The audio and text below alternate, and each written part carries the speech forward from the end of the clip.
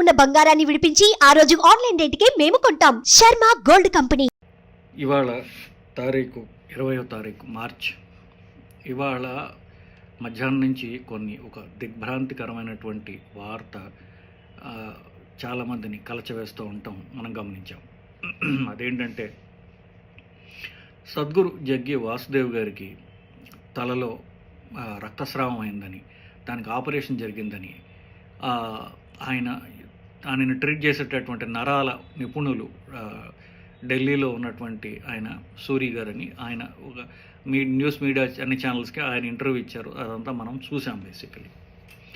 So జరిగింది చెప్పాలంటే ఆయన మాటల్లో, ఆయన హిస్టరీ తీసుకున్నారు కాబట్టి ఆయన చెప్పిన మాటల్ని నేను తిరిగి తర్జుమా చేస్తున్నాను. సో గత 4 వారాలుగా, ఆల్మోస్ట్ నెల రోజులుగా సద్గురుకి తలలో తీవ్రమైనటువంటి నొప్పి వస్తున్నదని చెప్పారని, కానీ అదేమీ పట్టించుకోకుండా 8-9 తారీఖుల్లో ఉన్నటువంటి శివరాత్రి మహోత్సవాల్లో ఎట్టి ఆటంకం రాకుండా ఉండాలని చెప్పేసి ఆయన పూర్తి ఏమంటారంటే ఎంతూజియాజం తోటి, ఎంతో ఎనర్జీ తోటి అన్ని పనులు చేశారు. ఇన్ఫ్యాక్ట్ ఆ రోజు రాత్రి నేను చూశాను, టీవీలో లైవ్ ఇచ్చారు. దానికి ఆయన ఉపన్యాసం చెప్పారు, పాటలు పాడారు, డ్యాన్స్ వేశారు. అప్పుడు అంత తీవ్రమైనటువంటి తలనొప్పితో ఇవన్నీ చేశారు అని తలుచుకుంటే నిజంగా చాలా దిగ్భ్రాంతికరమైన విషయం. అంతేకాకుండా ఎంతో ఆయన మీద ఉన్నటువంటి గౌరవం పెరుగుతుంది. నేను ఆయన పూర్తి డివోటీని కాను, బట్ స్టిల్ ఆయన స్పీచెస్ అన్నీ వింటూ ఉంటాను. ఆయన గురించి చెప్పిన తర్వాత సో ఆయన పెయిన్ టాలరెన్స్, మనిషి ఎంత గట్టివాడు అనేది, ఎంత నొప్పి తట్టుకోగలడు అన్నటువంటి దాని మీద మనం బేరీజ్ వేసి చెప్పగలం. తలలో రక్తస్రావం అయ్యి తీవ్రమైనటువంటి తలనొప్పి వస్తూ కూడా ఆయన ఏమీ ఎరగనట్టుగా ఇంత ఎనర్జెటిక్గా ప్రత్యక్ష నేను చూశాను లైవ్ ట్రాన్స్మిషన్, డ్యాన్స్ చేశారు, పాటలు పాడారు, ఉపన్యాసాలు ఇచ్చారు. ఇంత చేశారంటే వినడానికి నిజంగా చాలా ఆశ్చర్యకరంగా ఉంది. So coming back to the point, గత 4 వారాలుగా తీవ్రమైన తలనొప్పి ఉన్నది ఆయనకి అని చెప్పి డాక్టర్ దగ్గరికి వెళ్ళడం జరిగింది. డాక్టర్ దగ్గరికి ఎందుకు వెళ్ళారంటే 15వ తారీఖున ఆయన ఇండియా టుడే కాన్క్లేవ్ అని ఢిల్లీలో జరిగింది. ఆ రోజు సాయంత్రం రాత్రి 9:30కి మోడీ గారు కూడా ఉపన్యాసం ఇచ్చారు. దాంట్లో జగ్గి వాసుదేవ్ గారి సద్గురువు గారి ఆయన ఇంటర్వ్యూ ఒకటి ఉన్నది. సో దాని ఢిల్లీ వచ్చారు. సో తీవ్రమైనటువంటి తలనొప్పి, పాత తలనొప్పి కాకుండా పెరగడం వల్ల ఈయన డాక్టర్ దగ్గరికి వెళ్ళాల్సి వచ్చింది. 14వ తారీఖు 4ంటికి ఆయన డాక్టర్ దగ్గరికి వెళ్ళారు. సో పరీక్ష చేసిన న్యూరాలజిస్ట్ ఇమ్మీడియట్గా ఇది నార్మల్ నొప్పి కాదు, మీకు తలలో రక్తస్రావం నాకు అనుమానంగా ఉంది, మీరు ఖచ్చితంగా ఇమ్మీడియట్గా ఎంఆర్ఐ తీసుకోవాలి తలకి అని చెప్తే, ఆయన టిపికల్ స్టైల్లో సద్గురు గారు 6ంటికి నాకు ఒక మీటింగ్ ఉంది, నేను ఎట్టి పరిస్థితుల్లో దానికి అటెండ్ అవ్వాలి, ఇప్పుడు దాకా నా జీవితంలో 40 ఏళ్లలో ఎప్పుడు ఒక్క మీటింగ్ కూడా నేను అటెండ్ అవ్వకుండా క్యాన్సిల్ చేసింది లేదు, అటెండ్ అయి తీరాలి అని చెప్పేసి అని చెప్తే ఈయన బాగా ఒత్తిడి తెచ్చి బలవంతంగా బతిమాలి ఎంఆర్ఐ చేయగా దాంట్లో కుడి పక్కన పుర్రె లోపల తలలో రక్తస్రావం జరిగినట్టుగా గుర్తించారు. అది కూడా ఏమిటి 2 రకాలుగా ఉంది, ఒకటి పాత బ్లడ్, ఒకటి కొత్త బ్లడ్. అంటే ఆయనకు ఆల్మోస్ట్ లైక్ ఒక 2-3 వారాల క్రితం ఒక్కసారి రక్తస్రావం అయ్యింది. అంతేకాకుండా గత 3 రోజులుగా రెండవ బ్లీడ్ అయ్యింది. బ్లీడ్ అయ్యి ఇదంతా పుర్రె లోపల, మెదడు బయట, పుర్రె లోపల, ఈ ఎముక కింద, మెదడు బయట.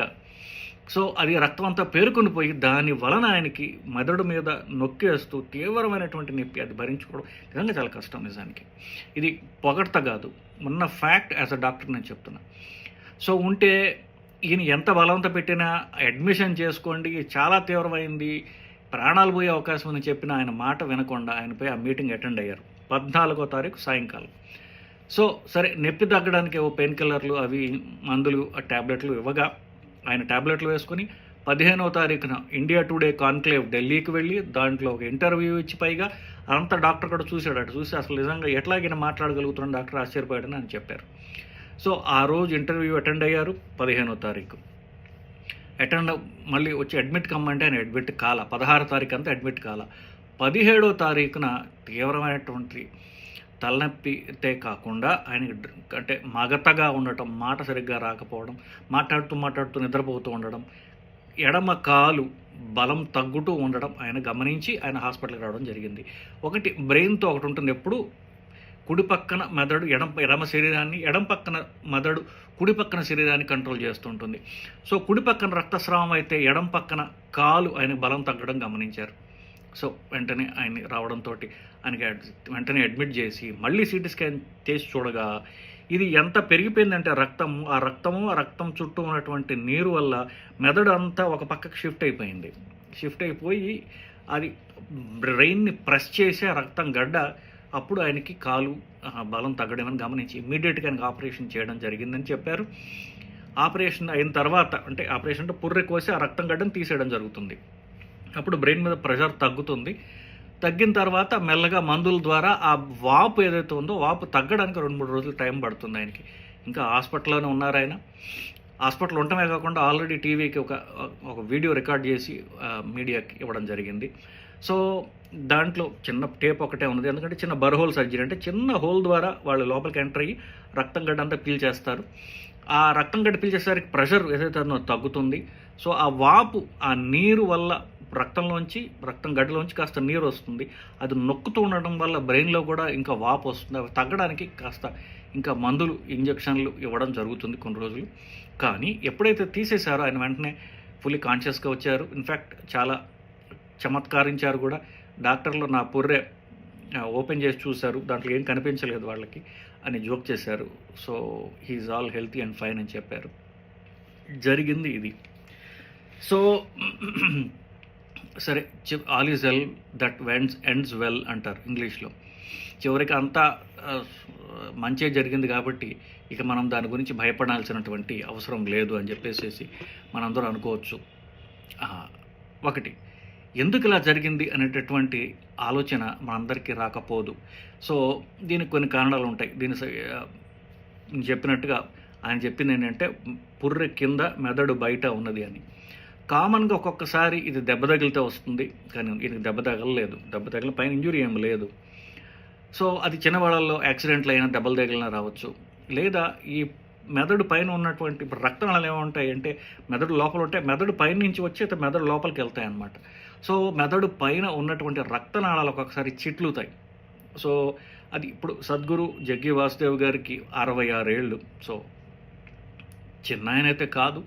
సో కొంతమందికి ఏంటంటే వయసు రీత్యా రక్తనాళాలు గట్టి పడతాయి, ఎమైలాయిడ్ అంటారు దాన్ని.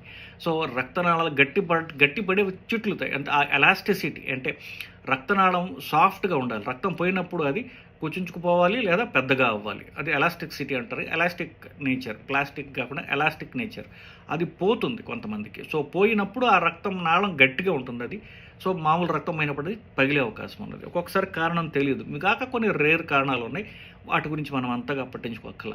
కొంతమందికి అధిక బీపీ ఉన్నా వస్తుంది. ఇప్పుడు వీరికి బీపీ ఉందో లేదో మనకు తెలియదు, కానీ నా అంచనా ప్రకారం బీపీ ఉండకపోవచ్చు. ఎందుకంటే వారు స్టేజ్ మీదే సమాధి స్థితిలోకి వెళ్ళడం నేను చాలాసార్లు చూశాను.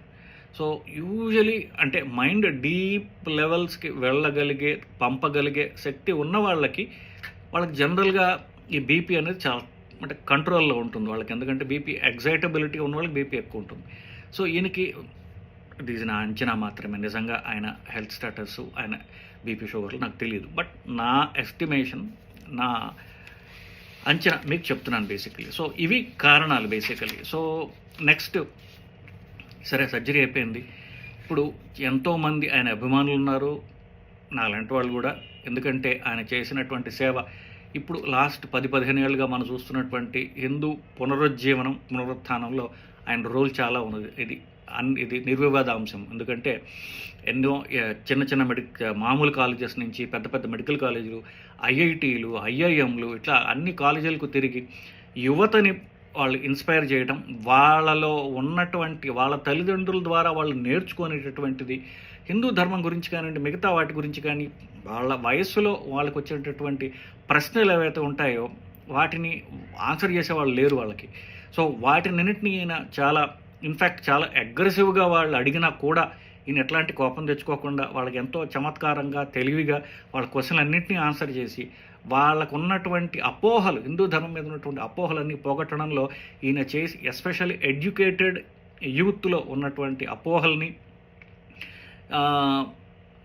అనుమానాల్ని, వీటన్నిటినీ పోగొట్టడంలో ఆయన చేసినటువంటి సేవ ఏదైతే ఉందో అది ఇంకా వెలగట్టలేనటువంటిది. సో ఈ నిజం చెప్పాలంటే ఒక రకంగా హిందూ పునరుత్థానం అంటే దానిలో ఇది ప్రధానమైనటువంటి కారణం ఉంది. ఎస్పెషల్లీ సౌత్ ఇండియాలో యూత్లో ఎస్పెషల్లీ ఈయనకు ఉన్నటువంటి ఫాలోయింగ్ అని చెప్పకూడదు, అంతకంటే ఎక్కువ నిజానికి. చాలామంది సన్యాసం పుచ్చుకోవడం దగ్గర ఉన్నారు. ఆయన ఇది మనకి ఎక్కువ మీడియాలో కనిపిస్తుంది, కానీ ఆయన యాక్చువల్ స్పిరిచువల్ యాక్టివిటీ గురించి మనం ఎక్కువ మాట్లాడరు. అది ఆ సన్యాసులకే తెలుస్తుంది. శాంభవి ముద్ర అని వారు అంటే నిజంగా యాక్చువల్ హార్డ్ కోర్ స్పిరిచువాలిటీ మీద ఆయన ఏం చూస్తున్నారు అనేది మనకి బయటకు రాదు. ఆయన నేను చెప్పినట్టుగా ఆయన అంటే తలుచుకుంటేనే సమాధిలో వెళ్ళగలిగేటటువంటి శక్తి కలవారు అని మన కళ్ళ ముందు కనిపిస్తోంది. కాబట్టి అది చాలా గొప్ప స్కిల్, దానిలో అనుమానం లేదు. అఫ్కోర్స్ మీరు ఇంతకంటే నేను డీప్గా వెళ్ళాల్సిన అవసరం లేదు. అది చేయగలుగుతున్నారు అంటే అది చేయగలగటం ఇంకొకరికి నేర్పించగలిగితే చాలు. అంతకంటే మనకి మనం చేసుకునేటటువంటిది మనం ఇంకొకరికి చేసేటటువంటి హెల్ప్ ఇంకోటి ఉండదు.